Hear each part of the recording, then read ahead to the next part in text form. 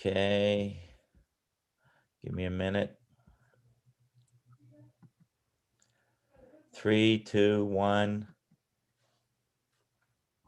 People talk about the luck of the Irish. We know the Irish made their own luck. They say that everyone is Irish on St. Patrick's Day, but that wasn't always the case.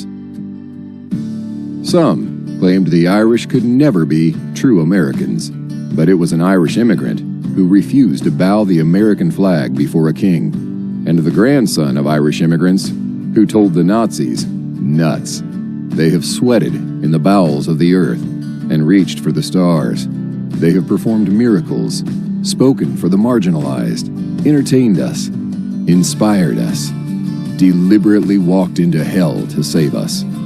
They are the children of exiles, committed to the present, yet never forgetting where they came from. We all have experienced tough times this past year, but the Irish are no strangers to tough times and will rebuild our communities stronger than ever. March is Irish American Heritage Month.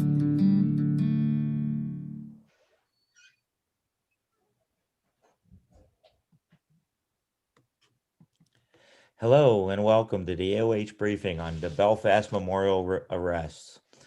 Joining us today, we have Billy McManus, whose father was murdered who was murdered at the age of 54. Mark Sykes, who survived the massacre despite being shot 7 times. Andree Murphy of Relatives for Justice will discuss the status of the long battle for truth by these families and why this incident has such wide-searching political implications.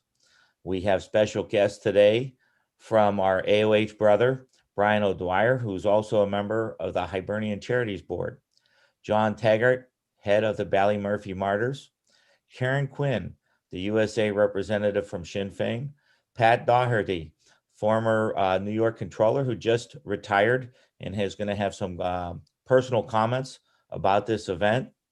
Before we begin, I'd like to remind everybody that tonight at 7 p.m. Eastern, we'll have the inside story of the 1981 hunger strike with Vic McFarlane, Part 1, put on by Friends of Sinn Féin. As we begin this event today, we will put the link for tonight's YouTube in the chat. At this time, I'd like to welcome our National Freedom for Ireland Chairman, Martin Galvin. Archer, if I use the term no stone unturned justice, many of you will understand immediately what is meant by that term. It refers to a phrase that was taken out of a film about the Locken Island massacre, in which, despite massive evidence, the filmmakers who showed pictures of the killers, who showed the massive evidence that was ignored, who showed how the cover-up that followed that event, no one was arrested until the PSNI went after those who had uncovered this evidence, exposed it, and presented the film. Today, we have another form of no stone unturned justice. One of the individuals who survived the massacre, I use that term deliberately, at the Sean Graham Bookie's shop, who was instrumental in exposing much of what went on, his work with Relatives for Justice to try and get details, some of which you'll see written and typed on the video, which is going to follow. He became first person who was arrested for attending a small family flower laying ceremony in honor of the victims. So you'll hear from that person, Mark Sykes. You will hear from Billy McManus, whose father was one of those killed. You'll hear from Andree Murphy of Relatives for Justice, who is actually the narrator of a video. There is so much about this case that people want to know that they put it together in a small, short video. And we're going to begin with that to lay out all of that happened. And when you watch that video, there are 3 things I want to point out. Number 1, you'll see footage of Ken Barrett and Billy Stobie. These British agents were also involved in the murder of Pat Finucane. In fact, Ken Barrett was the person who was one of the gunmen there, and he was quoted in a BBC Panorama program saying, "We whacked them," and that is and the peelers wanted him whacked.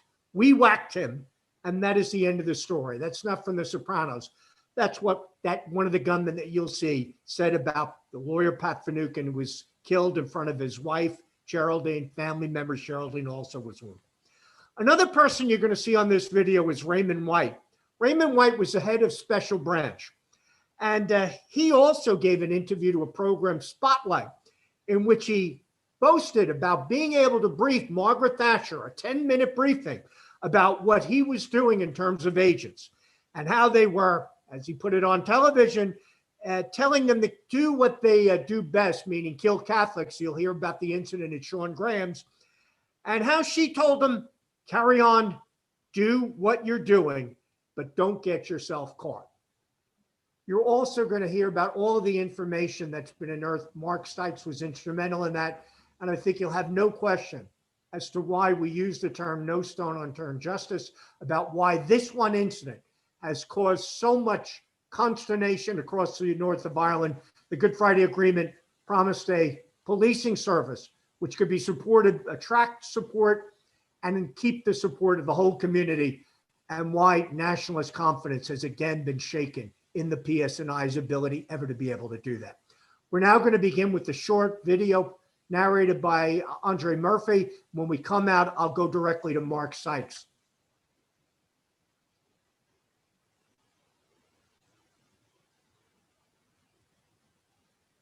At 2:25 p.m. on February the 5th, 1992, two UDA gunmen entered Sean Graham's Bookmakers on the Lower Ormer Road, Belfast. Armed with an automatic assault rifle, the first gunman raked the small, confined room with gunfire, striking almost everyone inside.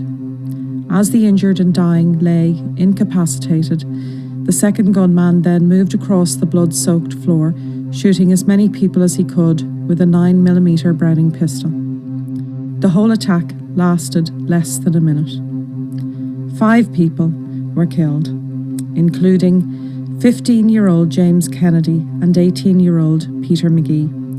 Jack Duffin, Willie McManus and Christy Doherty were also killed. Many more lay injured, fighting for their lives.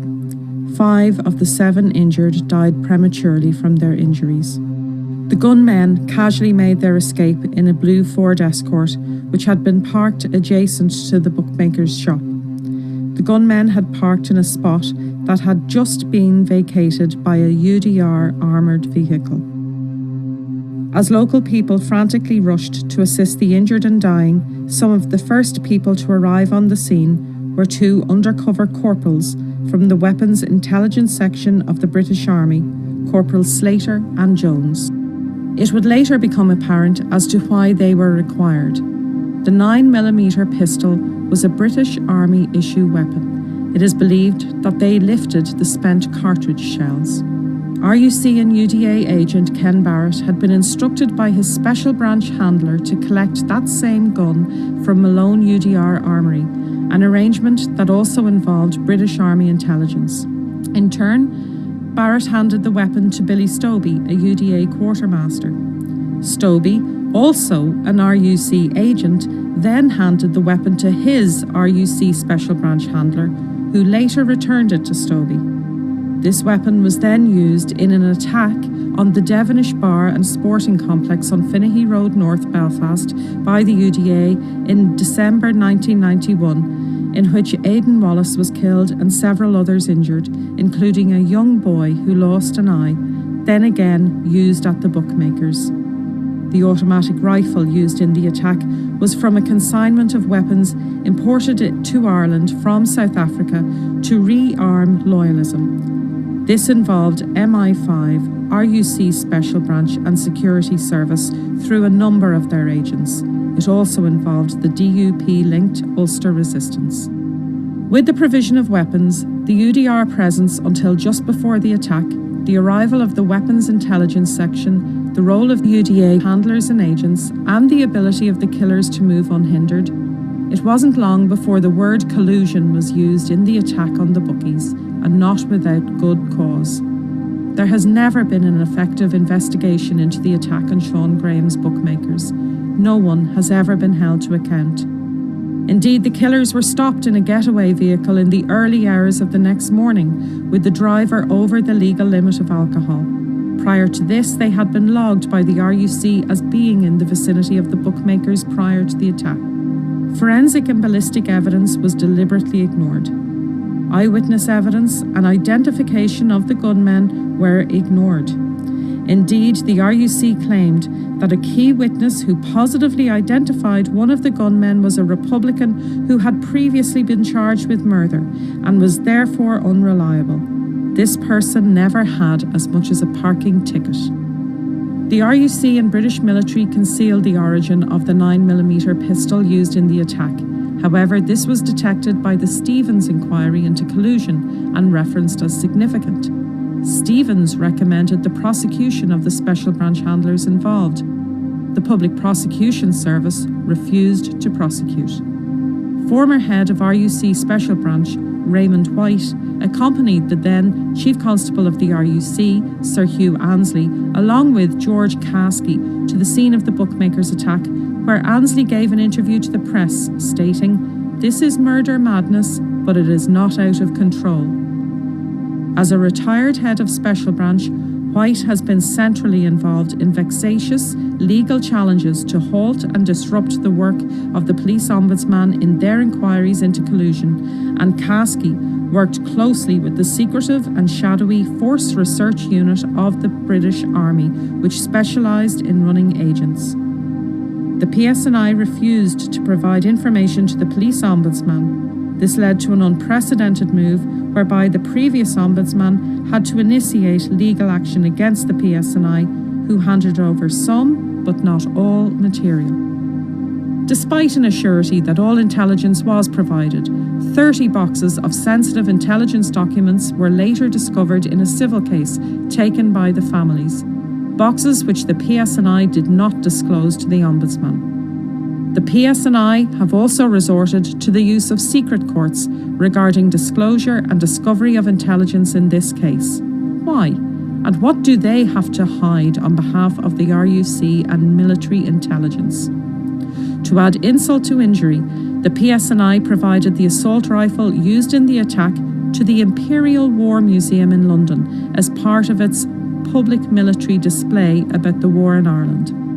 The Browning pistol was eventually recovered from the son of a former RUC officer en route to murder several Catholic workmen. This fact was concealed. Families have continually faced obstacles, obfuscation, insult, and been deliberately frustrated in their attempts to get to the truth. Incontrovertible evidence of state collusion and the use of agents exists on every level in the Bookmakers atrocity, including in the attempted cover-up. That collusion is continued by the PSNI. They need to desist from blocking the truth. In the meantime, relatives have died waiting on the police ombudsman's report. There can be no further delay. The report is completed. The families, supported by Relatives for Justice, call on the police ombudsman to publish the report in full, without further delay. Justice delayed is justice denied.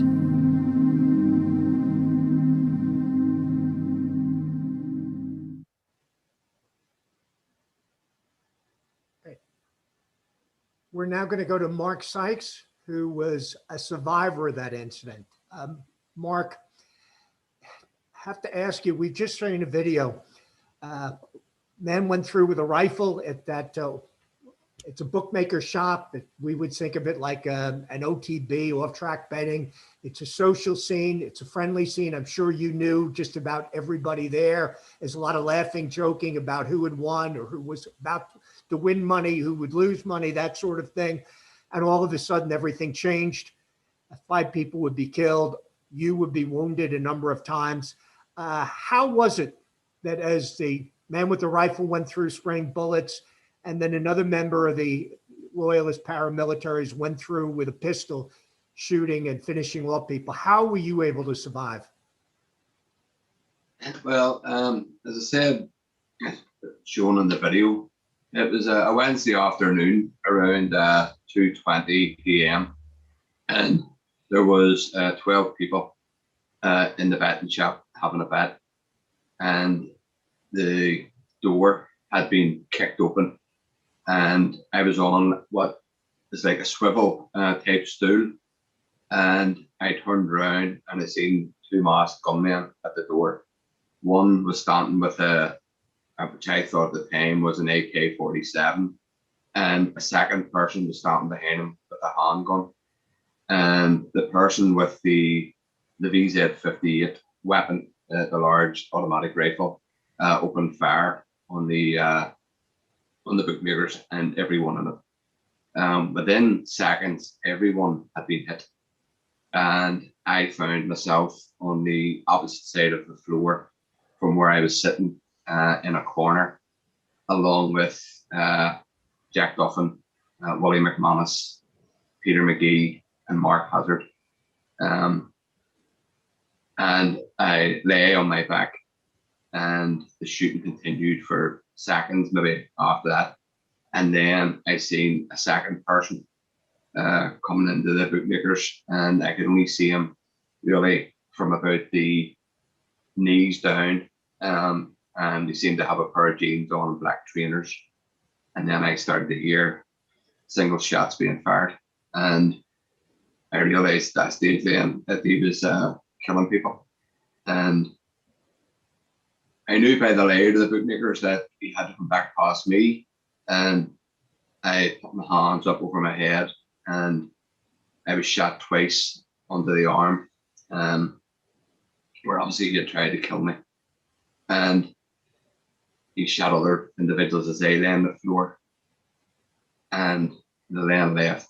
It lasted maybe around 50 seconds. And within seconds of them leaving the premises, then local people rushed in to the bookmakers and started to give first aid to the dead and the dying. And it seemed like ages before any medical help arrived. And I think a priest arrived before an ambulance and administered last rites to the dead and the dying. And it was a small office. It was 28 feet by 11 feet. So everybody was in small confined space, and it was easy for them to shoot everybody and obviously eventually go around and kill a number of people. Now, I've read not just this video, but Relatives for Justice put out a full report. They named killers. They showed that there was eyewitness identification. They showed that there's forensics, there's ballistics, where the cars were purchased. There were eyewitness identification of how the cars were purchased. With this mountain of evidence from a killing like this, where 5 people are murdered, how is it that nobody has charged and faced justice, other than the incident which you may have to face for commemorating and laying flowers? How is it that no one was charged with this crime? I think it's just simple that we were niceness, and we lived in a Catholic area, and we were allowed to be killed. And the people who carried out those murders were agents working for either RUC Special Branch or British Military Intelligence. The report that you referred to was done on the 20th anniversary, and we thought we had seen everything at that stage. And then obviously the information that we now know is even more damning, that people escaped justice in terms of the bookies. There's enough evidence there to charge a number of individuals with murder, and to date, nobody has been charged for murdering the bookmakers. All right, I want to bring you up to this year. You were going to a small family commemoration, actually a flower laying service for the victims. You've had large commemorations in the past. This year, you and the other families made efforts to limit the number of people who were going to be there. Who were you there with this year at the commemoration? There was representatives of the 5 people who were murdered. They included my wife, whose 18-year-old brother-in-law, Peter McGee, whose 18-year-old brother, Peter McGee, was shot dead, and my 3 daughters, and a grandchild. Billy McManus was there with his sister and his two nieces. Jack Duffin's son was there, Thomas. Two of the Kennedy family members were represented, and one of the Daggartys. So we kept it to a complete minimum in terms of family representation, and I think it was around 15 people. All right. Now, the PSNI arrives, they park their vehicle in the same spot that the UDR checkpoint had been, that the killers actually where they parked. When did you first realize that something was going to be done to disrupt you from having this commemoration?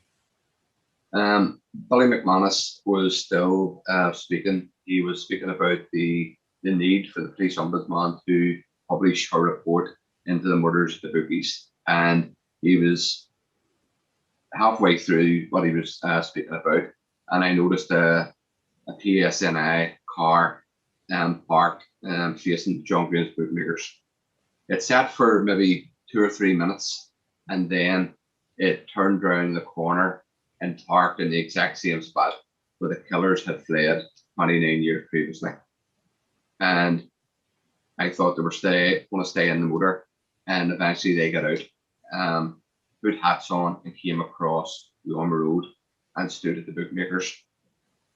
And one of them went and spoke to a family member, and it was explained to him what was happening. At that stage, I thought he would have enough sense to leave the scene at that stage, but he then came back over and stood outside the bookmaker's shop and took his notebook out. Right. And how did you find out you were going to be arrested for attending this wreath-laying ceremony? Well, I had the 2 days prior to that, 50 to 60 UVF men, masked loyalists, had went through a small housing development in East Belfast to threaten and to attack a family that were taking refuge in a community centre. And around 68 maybe PSNI members followed them through that estate and allowed them to smash the windows of that community centre and leave again unhindered. So this was obviously in my mind, and it was in the family's mind at that stage. And I said to one of the PSNI members who was starting with the notebook out, "Did you have your fucking notebook out in East Belfast?" And he says, "If you swear once more, I'm arresting you." And I says, "Well, this is a fucking disgrace." And at that stage, he went for a set of handcuffs and then started to pursue me through family members, round vehicles, past the monument where I, at this stage, was holding a bouquet of flowers that I had was going to give my wife, because she obviously sets the flowers in the monument, sets them all out. And so I had flowers in my hand, and this PSNI member was pursuing me through family members and upset family members. And family members became quite emotional and were saying that he shouldn't arrest me, that I had been shot, that I was a survivor. And so they were well aware of who I was at that stage. And he still pursued me until reinforcements arrived, and they pinned me against a wall and put a set of handcuffs on behind my back, and then I was arrested.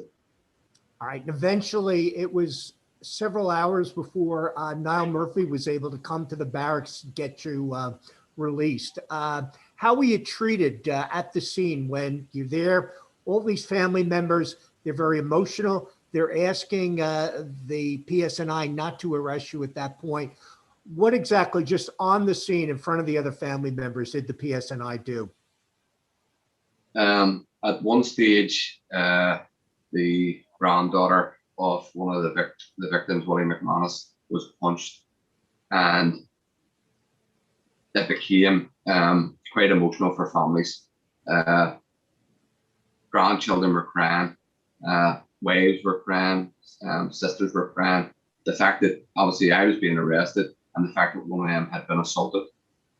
So they were obviously trying to encourage or complain, obviously, to the PSNI that it was wrong to arrest me. So after there was around maybe 10 or 12 PSNI members around me at this stage, around the families, and I was handcuffed to the back and taken across the Armour Road to the police car that was parked in the exact same spot where the killers had escaped from. Okay, we're going to go next to Billy McManus, who was one of the organizers of the event. Billy, the night before the commemoration, you, Mark, and other members, other victims, had made a number of efforts to limit this particular commemoration to family members of victims who in order to comply with COVID restrictions. What did you do the night before? We we give a wee short statement out on social media because we're in the middle of this pandemic, COVID, for people to support us and stay in their houses and limit the people who were going on to the anniversary. And it was just limited to direct members of those who were murdered and maybe some members of people who, and maybe the survivors. So at the most, Mark was right there. There must have been, the next day when I was speaking at the event, I must have seen maybe 15 people, and they were all in their individual family groups. All right, and that's permitted to have individual family members. You were there, your father was killed along with 2 other people from your own family. Is that correct? That's right, yes. I was actually standing at the memorial speaking with John Gormley. I didn't see the police officers come at all. It wasn't until we were sorting out the flowers that all this erupted. All right, well, what's the first thing that you noticed that something was happening with the PSNI? When they came over to Mark, they kind of joined together. And all I can remember is when I'm saying, who's the organizer? Which I says, there is no organizer. This is just a family event. I has actually turned my back and I was actually helping sort out the flowers because they go to the graves. And then the next minute, Mark Sykes is being chased by police officers trying to arrest him. Right. Was there any conversation that the PSNI had about the references to Mark Sykes that you heard? Well, they never mentioned it once about the COVID restriction. In the middle of all this mayhem, them is trying to arrest Mark Sykes. My niece was struck. It got very heated very quick. And then at one stage, there was 6 police officers trying to arrest Mark Sykes with all family members of the murdered, defending Mark, trying to keep him from being arrested. And then all of a sudden, one of the policemen, now Mark had a mask on at this stage, like a COVID mask. And one of the policemen turned around and said, arrest Mark Sykes, arrest him now. So they knew who Mark was before even Mark gave his details to them. And what was the effect that these arrests with so many members of the PSNI, how did that affect the families who were there for a family commemoration? They're all have seen family members killed at that same location. What was the impact of seeing the PSNI act this way, arresting Mark Sykes, disrupting the commemoration? It was horrific. It was horrifying to watch. I felt so sorry for Mark. I don't know if I took some kind of panic. I didn't want him to arrest Mark. I followed Mark to the car. I was the one that phoned Nell Murphy. But what struck me was the horrific scene that I had to turn around to and walk back from. Mark's family was crying. His kids were crying. My niece was crying. Or family members. The police had the road blocked off. It was just like 29 years ago, the day it happened. It was absolutely humiliating. I personally don't think what happened to Mark was an accident. I think it wasn't the PSNI. I think it was the old RUC, the special branch, MI5, telling the families that they're still there and they know what they're doing. They knew what they were doing that day. All right. Now I'm going to go to Andree Murphy, who's a journalist and also one of the directors of Relatives for Justice, which has been so involved in the campaign. Andree, why do you think that this incident, which on top of so many other incidents involving legacy, why do you think that this incident has resonated so strongly across the North? Good Friday Agreement says that they should have a police service, policing, which can be attract support, maintain support from the entire community, including nationalists. This has shaken confidence in that. What was there about this incident that has been felt so strongly throughout the 6 counties and across Ireland? Thanks, Martin. And can I begin by thanking the AOH for giving us this opportunity to explain the background to what happened that day earlier this month, and also the background to the Ormer Road collusion case, but also to begin by thanking Mark and Billy, because they've had to tell their story a number of times now. It's happened to them in the full glare of the media. It's being replayed again and again.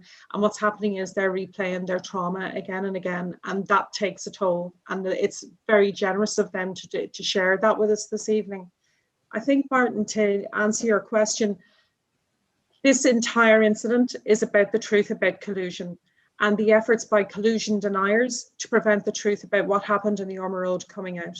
So look at the people who have been at the forefront of ensuring that the truth is established about what happened that day. And Mark Sykes is at the very, very front of that. If there's a point of a spear, it's Mark Sykes.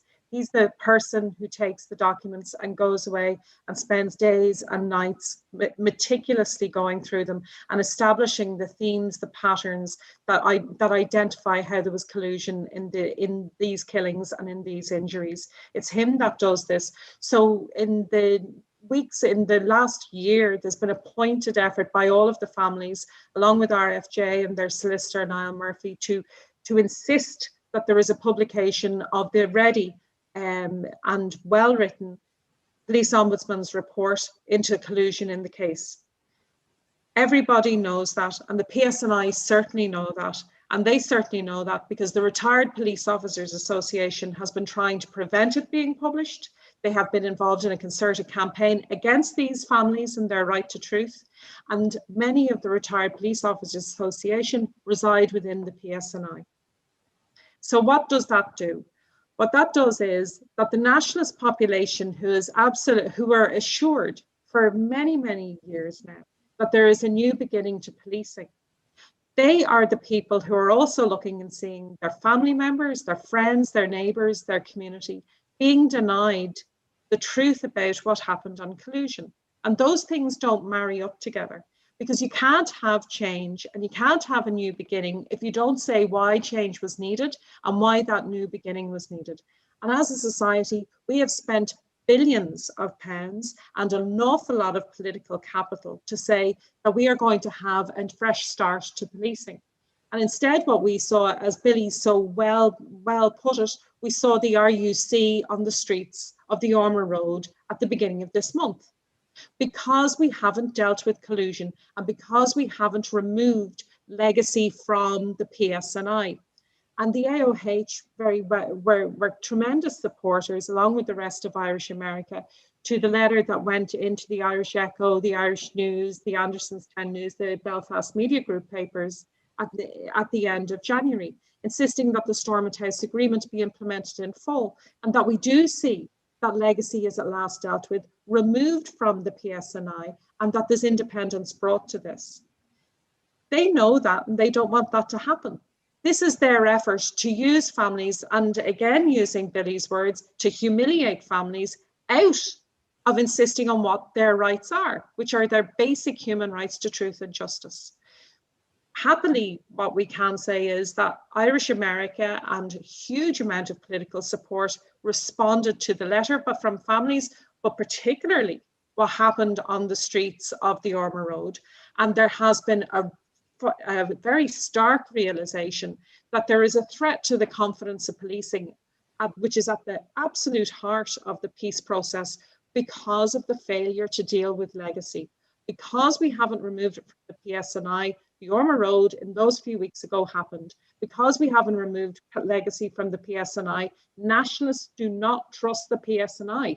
And because of that, they're not joining the PSNI. And it is at very serious risk of becoming once again one community that is doing the policing and another community that is being policed. And we are at a very, very critical point here where there is a decision to be made, a decision on whether we're going to deal with legacy and contribute to peace building, whether we are going to have a fresh look at the PSNI, recognise the severe mistakes that have been paid because of its defence of the RUC and its continual protection of its members.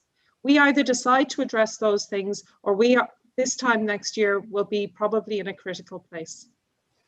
We should mention, you were talking about the role that the Police Federation has played in opposing, resisting, blocking information going to the Ombudsman, the agency which was set up to investigate the police. The person I believe who's now the head of that is none other than Raymond White, who we saw on the video, the person who boasts about telling Margaret Thatcher what their role was. They were going ahead telling these agents to do what they do best. Incidents like Sean Graham's Bookmakers, and was proud to recount for a television interview how she told them to just go ahead, do what you're doing, just don't get caught. All right, when do you expect the Ombudsman report to come out? Is there a date? These families have been, I know Relatives for Justice, these families have been fighting for this for more than a decade. Is there any sign now of when this report will finally come out and perhaps verify the claims to answer the search for truth that these families have been making for so long? Well, I suppose Mark and Billy can speak to the meetings that they've had repeatedly over the past number of years where they keep on being told dates. So they keep on being told, oh, it's going to happen, it's going to happen. They've been told no less than 6 times of a date that it will happen, and it still hasn't happened. And, you know, for those families, what they keep on doing is, if Billy and Mark are at a meeting, they have to go back to their family and say, this is what the Ombudsman said. And so then the family is relying on their word. And then the police ombudsman doesn't produce it, mainly due to the Retired Police Officers Association. But right now, there's actually nothing in their way to produce it. So, you know, there's certainly been a lot of political focus on this now. And we should bear in mind that that report is not just about those 5 killings. It also extends to a range of killings that were committed during the time. And worth bearing in mind that it looks at a time when the British government were in negotiations for peace with the IRA.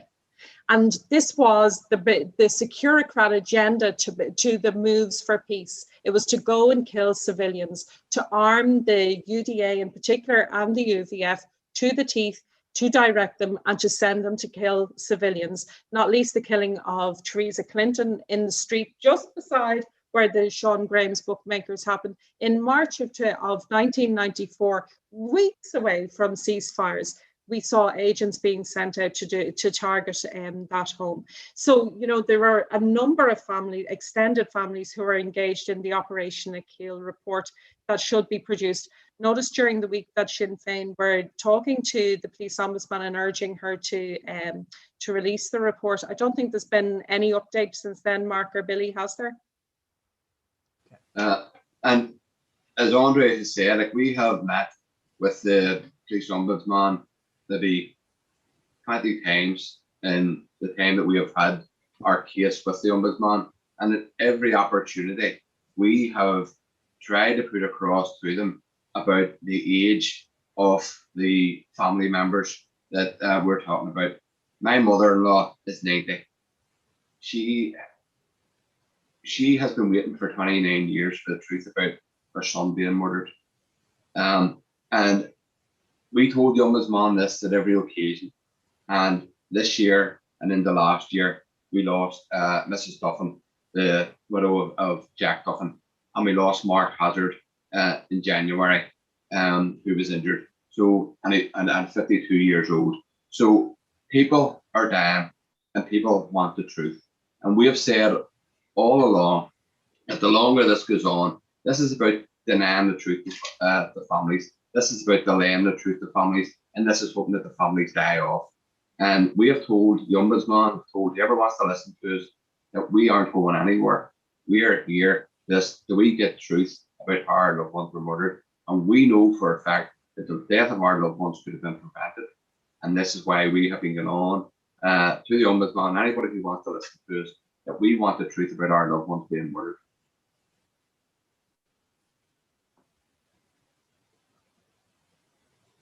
All right, I think I'm going to ask one final question. We have a number of people who, from leaders of Irish American leaders, leaders of Irish organizations, who want to make a comment or question. First of all, we do want to thank both Mark and Billy McManus. This is very difficult, having to relive the original incident. I'm sure having to relive everything that's happened so far and having to relive the arrest that happened of Mark Sykes earlier this month.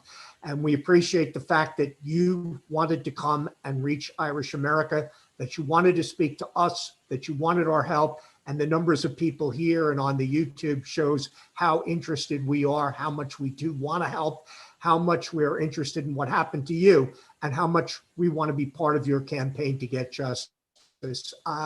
Andree, could I just ask you, before I turn it over to others, what is there that America, Irish America particularly, or America can do just to help these families and just help others on the issue of legacy justice at this time? The last time you had an event like this, Martin, you spoke with Jim Clinton and Pauline Quinn and Mark Thompson about the open letter that had gone into the newspapers. And at that stage, we hadn't had a response from the Taoiseach's office or the Prime Minister's office to it. And we mentioned the strength of Irish America, maybe contacting the Taoiseach's office and doing that. I'm happy to be able to tell you that now the Taoiseach's office has responded and has said that they will meet families to try and take it forward. What I would say is that Irish America is absolutely at its best by showing an interest in the local affairs that people want to hide here. So if we can have the support of Irish America lobbying to take legacy out of the PSNI, to set up those structures of the Stormont House Agreement, which is agreed between all of the parties and the two governments. It's an internationally binding agreement. If we can have Irish America putting its shoulder to the wheel on that, I think that would be the best outcome from these tragic events. Okay. Again, I want to thank everybody for coming on. We're now going to turn back to Danny O'Connell. He's going to call. We have a number of Irish American leaders who are on the call, wanted to hear from you and wanted to speak to you directly.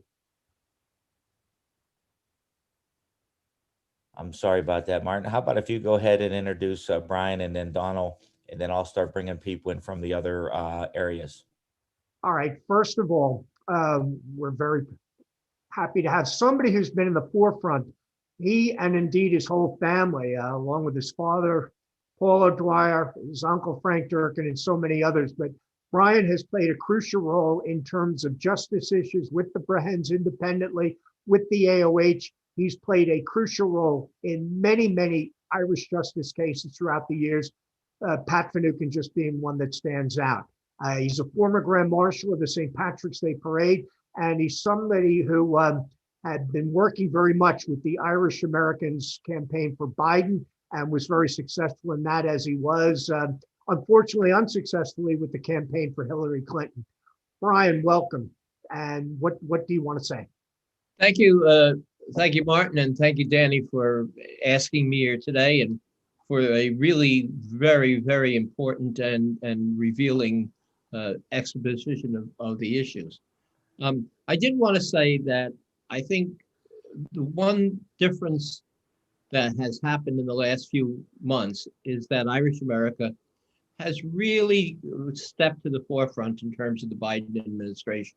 We're very, very lucky to have a new president who takes his Irish Americanness very seriously, his roots in both Louth and Mayo, and the fact that he already has spoken out in support of the Good Friday Agreement. Immediately upon the backtracking of the British government in terms of Brexit and the hard border. It was Joe Biden and Irish America that really stopped it in its tracks. Any violation of the Good Friday Agreement is going to be seen by this administration as a very serious matter. This administration, the Biden administration, which has people, by the way, who were involved in the negotiation of the Good Friday Agreement, will be seen as a very, very serious matter. And I take very seriously the whole question of the PSNI and the question of the fact that the idea of the Good Friday Agreement was that the PSNI would be a police force that could be looked up to and have confidence in all communities. If that's not happening, I think it's very important that we make sure it does happen, because that is the capstone of the Good Friday Agreement.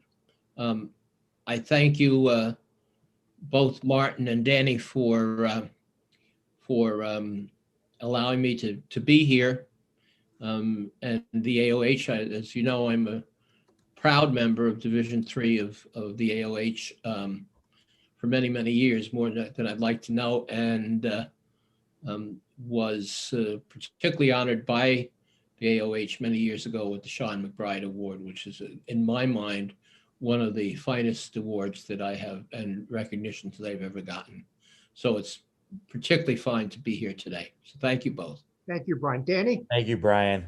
Great job. If you want to go to Donald, introduce Donald.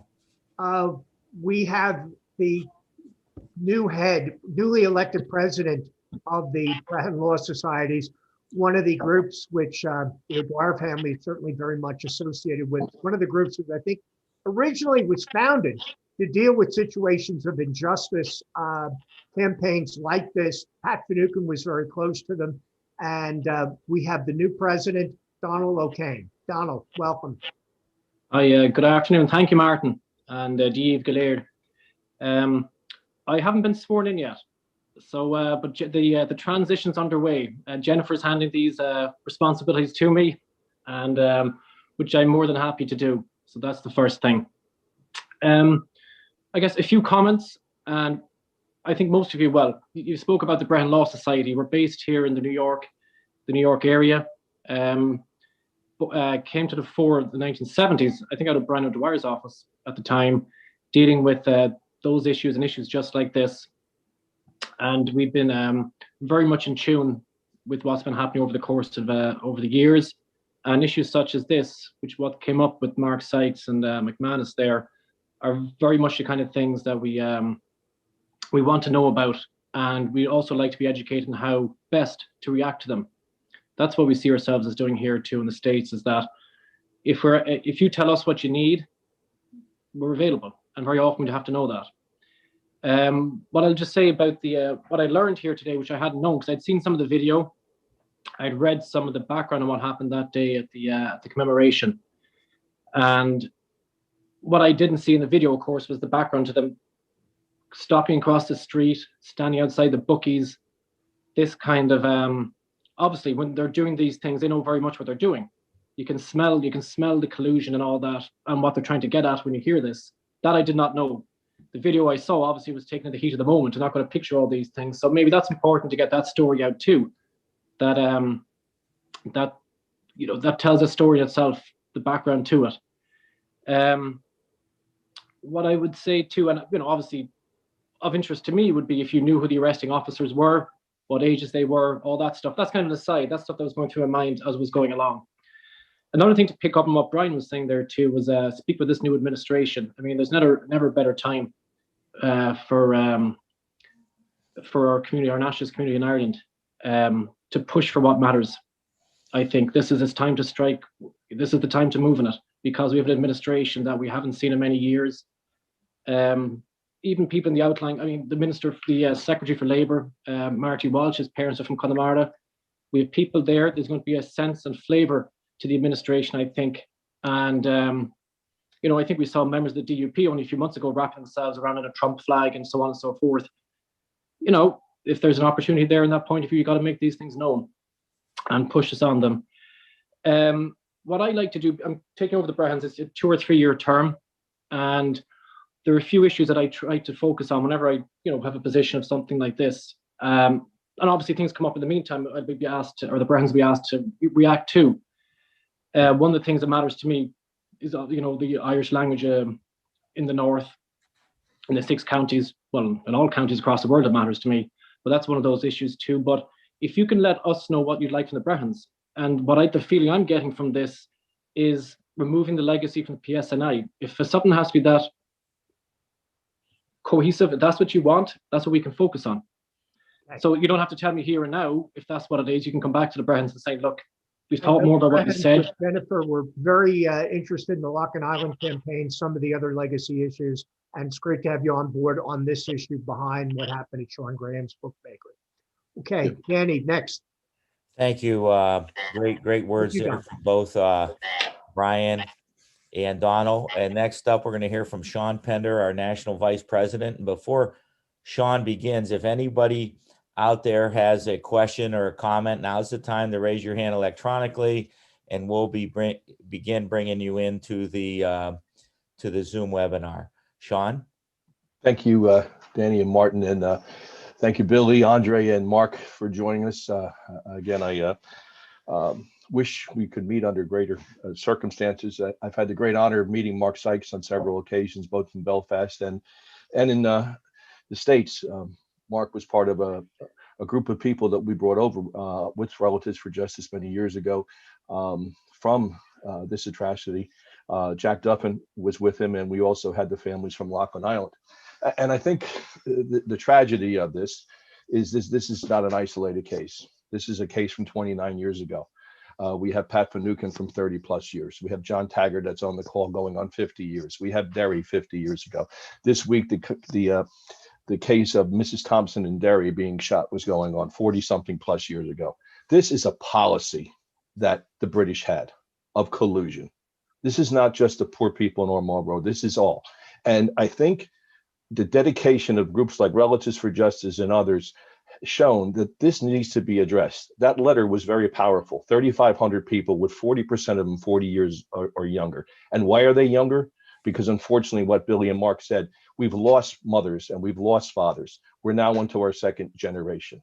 We need just the truth. That's what needs to happen in this issue. And I think Irish American can be rightly proud of what we've done in the Good Friday Agreement, and we should be rightly proud of what we've done recently about getting no border. But perhaps what we need to do is to go to this administration and others and say we need the full implementation of the Good Friday Agreement. And that includes not only no border, but that includes the implementation of the Stormont House Agreement.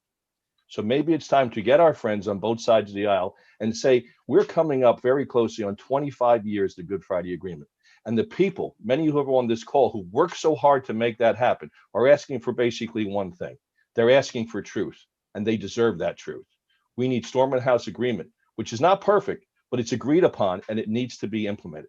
Maybe that should be our goal. And these should all be tied together with those 3,500 signatures, and all the rest of one say, one thing is needed, truth. The PSNI cannot do this. They prove they can't do it. And when you have retired officers who are basically fronting for the RUC, it has to be taken out of their times. So maybe that's something we can do as a group, and just ask for truth and implementation of what is agreed upon. And I thank you again for putting this on. And Billy and Mark, my condolences, continued condolences to the families. And I'm so sorry that this terrible event had to happen to you just recently. Danny, I see you have John Taggart on.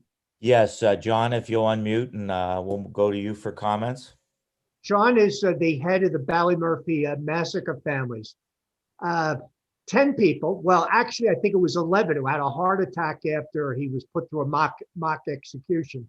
10 people shot down by British troops. They lied about it afterwards and are waiting for a decision at the inquest to get truth and justice about something that happened on beginning of internment in August 9th, 1971. John. We're not hearing you, John. John, you're on mute. This is the first time I heard you be silent.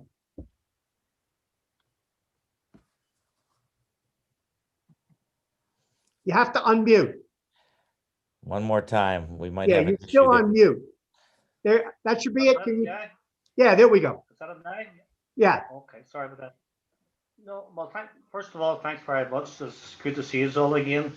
It's an honor to have the families of the Armagh Bookmakers massacre.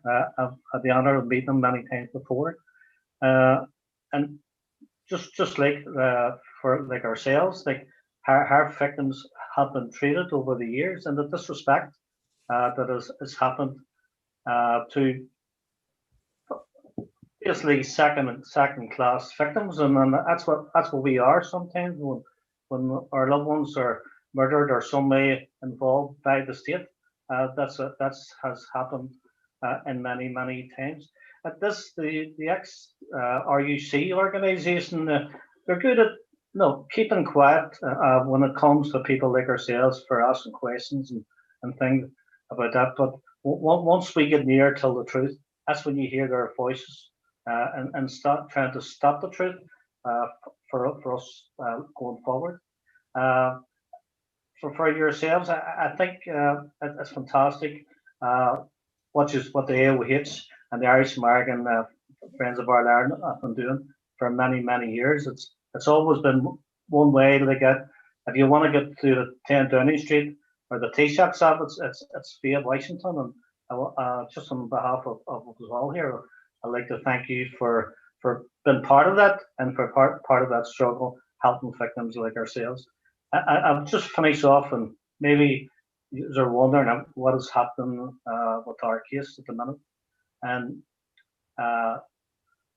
we're still in the process of finishing the inquest.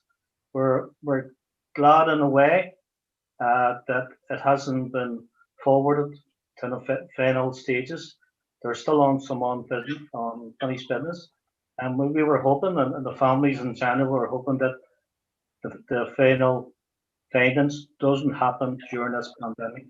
It would, in one way, it would let the state off the hook, where we wouldn't be able to invite our friends like yourselves and the media and the worldwide media and friends of our campaign to be there on that day. I think it's some part of the journey, and I would hope you is part of the end also. Okay. Thank you, John. That was, again, we've had such great words, and one of the wonders of Zoom and the internet, we've been able to communicate like this on a regular basis. And we'd now like to welcome a good friend of the AOH, our representative from Sinn Féin, Karen Quinn. Thanks very much, Martin. Thanks very much. And I think these events are extremely important for people in the States to be able to hear firsthand about the experiences of nationalist communities and from victims growing up, living in Belfast and what they grew up through. I think anybody who witnessed the scenes this year on the Armagh Road could not be anything but outraged and offended by what actually happened. And it also marks for me, it measures two things. It looks at the progress that we have made. And that progress that has been made by the families in their constant pursuit for the truth.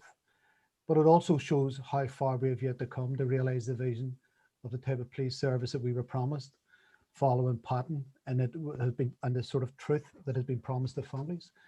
So again, comes back to how far we've travelled, but again, how far we have yet to go.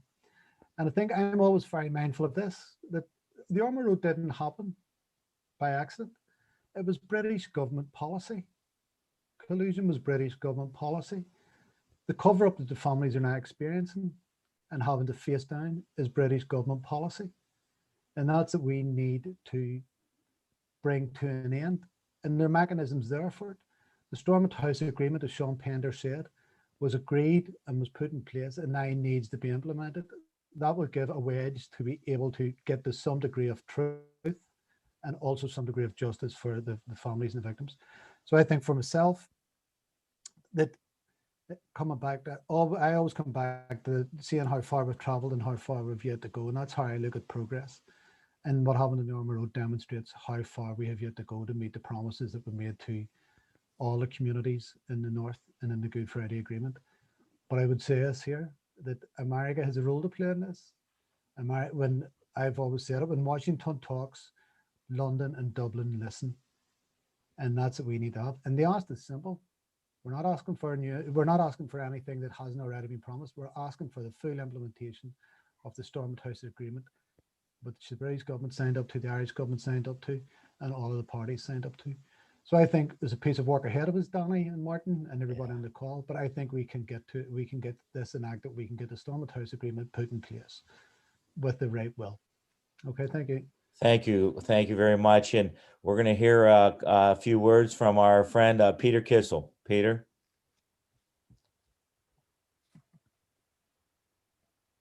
Thank you, Danny. I'm glad I got, can you all see me okay?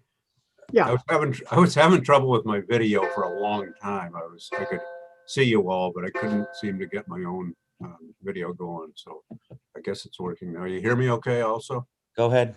Okay, thank you.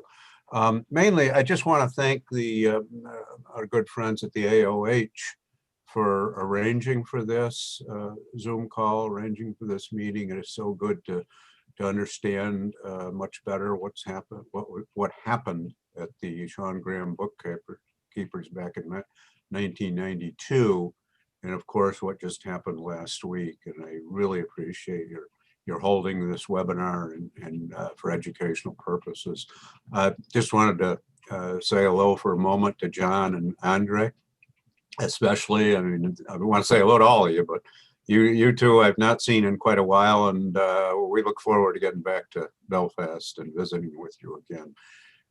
And one other thing, Donal, where's Donal? Donal, I want to invite you again to join the monthly discussions that Danny and I have started having the first Monday of every month. We'll be getting together again this Monday. Sometimes we don't have much to talk about, but it's good to touch base. So I'll be sending out another Zoom. Peter, you just switch your mute on. There you go. I think we're having a little computer issue there with Peter, but our final comments will come from our partner, Martin's partner, the national chair for the LAOH, Freedom for Ireland, Dolores.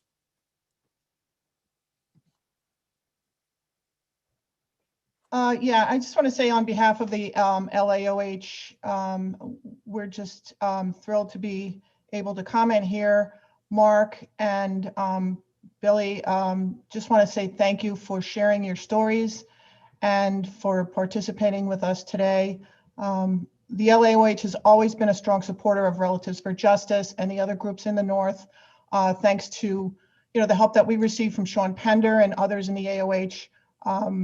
We've really stepped up our game in the LAOH, and we want to be part of this as well. So thank you to everyone, and just want you to know that you have our support from the Ladies Ancient Order of Hibernians, and we look forward to any changes that could help these families, and just we're here behind you as well. So thank you. Thank you, Dolores, and thank you all the ladies who are on today for all the work you do side by side with us. Any final comments, Martin, before I close? Yeah, I believe, I'm not sure if he got through, Pat Doherty, who used to work with the controller's office with the McBride principles, wanted to get through. He was having computer problems, maybe he did, but he wanted to remind us that he was involved with a group that used to monitor the marches on the Ormeau Road. And that not only did they commit these murders, but they used to like to march down and put up 5 fingers to show that they had killed 5 people. That was the triumphant part of their celebration. That was their commemoration of July the 12th and other holidays. Look, we're first of all very grateful, as Andree said, to everybody for coming on. I know this was very difficult to relive. You've gone through this with a number of points.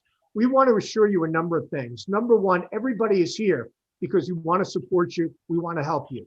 Number 2, we want the British government to know that when you do something like this, when your PSNI arrests people like Mark Sykes, when you cover up on collusion, we in the United States, the AOH, the Brehens, people like Brian O'Dwyer, Mark, Peter Kissel, and others are on top of this. We will invite them to come on. We welcome them. We welcome simply the opportunity to support them. And we want you to know, whenever you do this, we're here watching. We know about it. We understand it. And as quick as it happens, we are going to bring it to the attention of our friends in Washington, and we're going to work on these campaigns. So I hope they're watching. I know they're going to monitor it. And I hope you think it was worthwhile to come on and relive this thing. Mark, you have your hand up. Yeah, Martin, I just want to say as well that Andree's talked about removing legacy from the PSNI. And I think, that's one of the most important things that needs to be done, because I find it bizarre that when Michael McGuire, who was the police ombudsman, the previous police ombudsman, when he was looking for information on the RUC and investigating the RUC, the people who held the information that he needed to complete his investigations was the PSNI. So you're asking for information from the people you're investigating, which is totally wrong. And we were, I think, 4 times now, we have been expecting this report to be ready. And in February 18, it was ready to go. And we were told at the last minute that the PSNI had found several thousand sensitive and non-sensitive information that it hadn't given to the police ombudsman. So it was being withheld from the police ombudsman in the investigation into the murder of 5 people. So legacy needs removed from the PSNI. And again, it was only because of our lawyer, Nell Murphy, meeting by chance the police ombudsman and saying, do you have these thousands of pages that we're looking at? And he says, no, he had never even seen them. So this is the problem with the PSNI dealing with legacy, that they hold the information that the police ombudsman and others need to get the truth about the death of their loved ones. And there's an old legal principle: when you hold back documents like this, it's not because it shows that you're right or that you're innocent.